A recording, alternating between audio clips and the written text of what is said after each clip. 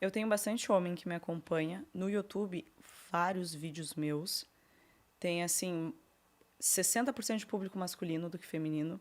E é curioso porque são os vídeos que eu falo de coisas mais... Como eu posso falar? Eu tenho, sei lá, o vídeo que eu fiz sobre modelos mentais, sobre o mínimo de finanças, sobre sucesso e fracasso explicados pela matemática, sobre qual mais? Quando é assuntos mais assim, eu tenho mais homens que assistem. É meio doido isso. Desenvolvimento pessoal, aí é mais mulher. Eu não sei explicar, Eu acho mas que é eu quando... consigo, eu consigo perceber o campo semântico que Você sabe os que esse homens vídeo vai ser ficam mais pra mais... homem, por exemplo. Eu sei, até Entendi. conteúdo no feed. Eu sei o tipo de vídeo, porque quando é uma... Eu acho que é quando é coisas mais palpáveis. Isso. Quando é uma coisa mais... quando fica muito no plano da Quando ideia... é mais o homem diagramado, não se interessa sistemático, processual, é Isso. muito masculino. Mas quando é um negócio mais abstração, tanto. Mais feminino. mais feminino. E eu acredito também, como na minha comunicação, eu tenho uma comunicação que não é tão soft, num sentido de... Sabe a pessoa que ela fala em letra cursiva? Eu não sei explicar, tipo... Cantado, assim. É um negócio meio bom dia, né? Mais fofinho. Em outras palavras, Mas você sabe que para criar conteúdo, ter uma fala ritmada e você conseguir ter um tom de voz expressivo é de extrema importância. Porque ninguém fica num vídeo morno. Um Você tom fica- marcante.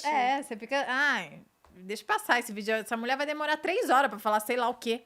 Então, Sabe- você vai falando e aí você tem um ritmo, aí a pessoa se interessa. Se você for mole demais... É porque na vida real também é assim. Quando você tá conversando com alguém, a pessoa sabe, sono. Todo mundo tem uma pessoa gente boa, mas que é sono. E daí tem aquele outro amigo que ele é tão empolgado e nem tá falando nada demais. É tipo, nossa, que eu fui lá e tomei café e não sei o quê. A pessoa, ela desperta mais emoção na emoção. gente. Porque, querendo ou não, a gente pensa que tem alguma coisa interessante aqui. Eu não sei o que é, mas tô dentro. E no conteúdo não é diferente, cara. Eu falo pros meus seguidores, cara, pelo amor de Deus, abre a boca pra falar. Sabe? Uma malemolência, puxa a pessoa. Porque quando você traz emoção, você traz gesto, você dá mais sinais, pontos de informação para que na mente da pessoa ela consiga ativar os neurônios em relação àquilo. E se você depende só do que você está falando, você deixa de lado essas outras muletas, que é o tom da sua voz, o timbre da tua voz, a própria expressão corporal, olhos e por aí vai. Ou seja, oratório. Tem mais sobre isso também, que você citou algo que acho que vale comentar aqui. As pessoas, se você faz um vídeo muito com palavras difíceis, com expressões difíceis, a pessoa precisa ter um repertório para entender. Ela acha que ela está entendendo, mas ela não está compreendendo o que você está falando. Prefira sempre, quase como se... à medida que você vai falando, você vai desenhando. Porque aí você pega mais canais para a pessoa, com certeza, entender a mensagem que você quer passar. Didática. Então, às vezes, tem um formato de conteúdo que eu chamo de storytelling visual, que é o que eu estou falando, eu tento expressar visualmente também, porque aí a pessoa é captada, ela entende a mensagem por aqui e por aqui. Então, aquelas pessoas que também fazem tela dividida e a parte de cima é um vídeo passando o que ela está falando. É isso um pouco que você falou agora, né? Sim, porque pensa que, por exemplo, eu olho para uma garrafa, eu sei que é uma garrafa, não é porque é uma garrafa. Pensa que cada neurônio, gente, não tem uma garrafa pendurada dentro de um neurônio. Eu tenho o formato, eu tenho a cor transparente. Talvez se isso aqui fosse laranja líquido, eu não associaria com uma garrafa de água. Tem as proporções, se fosse o tamanho de uma pessoa, eu não associaria. Então, o que você faz, inclusive isso para gerar autoridade, eu falo, não existe fórmula pronta. O que você tem que fazer é usar de todos os recursos possíveis para que se torne óbvio para aquela pessoa que, sei lá, isso aqui é uma garrafa. É o que o marketing faz o tempo todo. Ele coloca na propaganda de perfume o cara gostosão com a mulher gostosona, se cheirando, não sei o quê. É eles acendendo na sua mente sentimentos que eles querem que você associe com aquilo, que, esse perfume é bom, você é atraente, eu vou não sei o quê. É priming de forma básica, é você tá ativando de forma intencional cada caminho no cérebro da pessoa e as emoções contam. Então, poxa, eu quero que a pessoa na minha presença se sinta feliz. Então, eu vou ser agradável, vou estar num lugar agradável, não quero que a pessoa esteja com fome. Então, se negociar, vamos falar da parte difícil depois da comida. Tudo isso fala de tudo na nossa vida e no conteúdo também não é diferente. Inclusive na música, né? Exatamente. Muita gente escolhe uma música pro vídeo. Isso pra mim não faz sentido nenhum. Os meus vídeos, não sou eu que edito. Hoje eu tenho um time de edição. Às vezes eles colocam 5 músicas diferentes em um vídeo de 1 minuto. Por quê? Porque a música acompanha o que o roteiro tá falando. Então, se um parágrafo lembra do contraste, às vezes eu mudo a emoção completa do roteiro de uma frase para outra, de um parágrafo pro outro. Então, no parágrafo que eu tô falando, que eu tô amando tal coisa, música pra cima. No outro parágrafo, se eu uso o contraste e eu começo a falar mal, ou eu mudo pra tristeza, a música muda. Porque aí a pessoa, ela vai sentindo a emoção do que eu tô falando, do que eu tô mostrando, do que ela tá ouvindo, aí pega de todos os canais possíveis. Bom, mas então, pegando aqui, a gente estava falando do que não mudou, né? Que é bom colocar as emoções das pessoas no vídeo, que deixa mais memorável, que constância é muito importante, falando dos seus 1000 posts antes de você começar a crescer. Variedade de conteúdo, variedade de ambiente, falamos sobre IA, boa comunicação.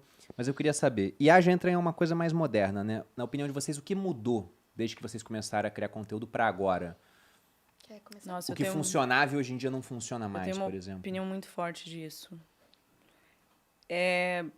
Antes, quando a gente começou, você tinha que falar de assuntos interessantes. Isso conecta muito com copy de vendas mesmo. Então, o nível de sofisticação do mercado era muito baixo, porque tinha poucos criadores criando conteúdo. Então, você conseguia atingir a pessoa pelo tema. Qualquer nicho, qualquer área tem o seu próprio nível de sofisticação. E não só para isso, para vendas, pensando em copy, mas até para criação de conteúdo. Se eu estou falando de algo que ninguém mais fala, naturalmente eu vou ser uma pessoa que posso falar de qualquer jeito, sem muito esforço, que as pessoas vão parar para ouvir. Mas se eu falo de emagrecimento, ou se eu falo de investimento, gestão financeira, próprio marketing digital, que já é um mercado em que todo mundo já está falando de muitas formas, eu não posso me dar o luxo de me ancorar no tema. Eu preciso focar principalmente em gerar identificação. Então, é o tema para determinada pessoa que se encaixa em determinada situação. E o que a gente mais vê acontecendo é que cada vez mais pessoas criam conteúdo, portanto, o que faz eu escolher fulano e não Beltrano não é só pelos temas falados, mas é pelo quanto eu me identifico. Porque as pessoas, elas têm uma objeção muito grande, eu falo que é assim, a maior objeção de vendas, mas aí no meu caso serve porque todo mundo se acha muito especial.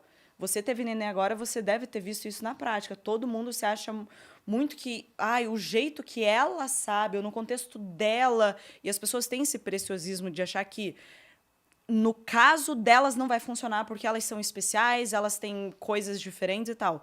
Então, o criador de conteúdo, cada vez mais ele tem que pensar para quem ele está criando conteúdo, esse domínio situacional e para quem.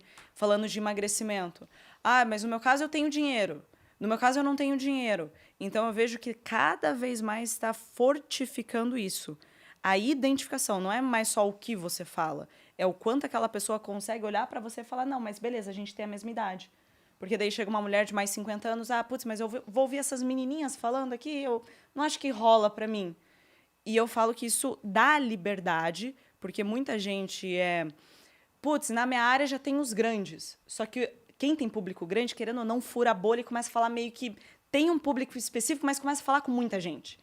E é justamente aí que se surge a oportunidade de falar, bom, se o fulano lá fala de investimentos para muitas pessoas, e se eu falar só para quem é CLT e ganha até 10 mil reais? Então, isso vai aumentar cada vez mais. Vai aumentar. A não ser que a pessoa fale, sei lá, de como plantar mandioca não sei aonde. Pô, ninguém está falando disso, aí tanto faz. Mas eu vejo que essa é a maior tendência que mudou, é esse domínio de público e ter coragem de limitar para quem chega o seu conteúdo, e tá tudo bem.